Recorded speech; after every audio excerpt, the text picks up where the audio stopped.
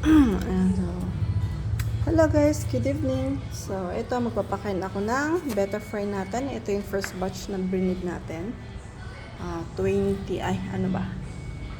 March 20, so, 3 weeks old na sila ngayon.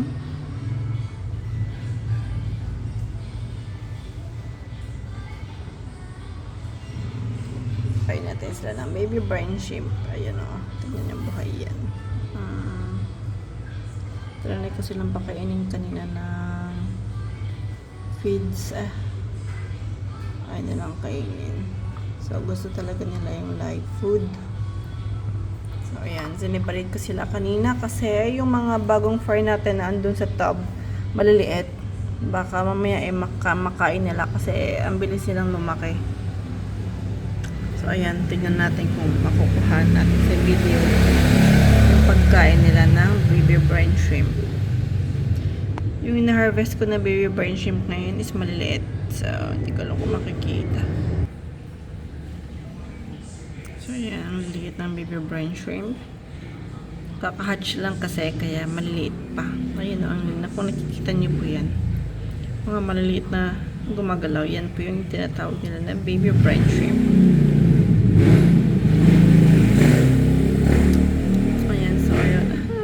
Kumakain sila. Ooh. Sarap nila panoorin habang sila ay kumakain. Yan. Diba?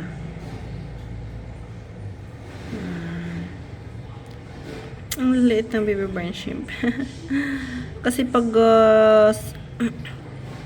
nag-hatch na kasi, pag first day, maliliit yan, ganyan sila kaliliit. Pero pag umabot ng 2 to 3rd day nila, medyo lumalaki na sila. So, yan. Ang dami. Ang galing. Galing nila kumain. Oh. Diba? So, cute. Ito, nasa 40. Ito na lang yung tira sa ano natin. Sa unang batch ng fry natin. Ito sila na lang yung natira. Pero ang dami nila. Kaso nga lang, syempre dahil baguhan pa tayo,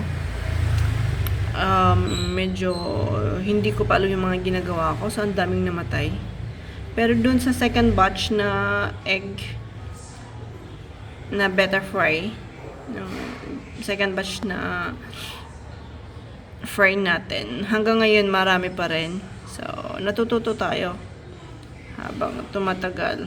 So, ayan. Ang cute. Ang cute nila. So, siniparate ko sila kasi malalaki na tong mga to. Baka pag mas lumaki pa sila, kakainin na nila yung mga fry na second batch.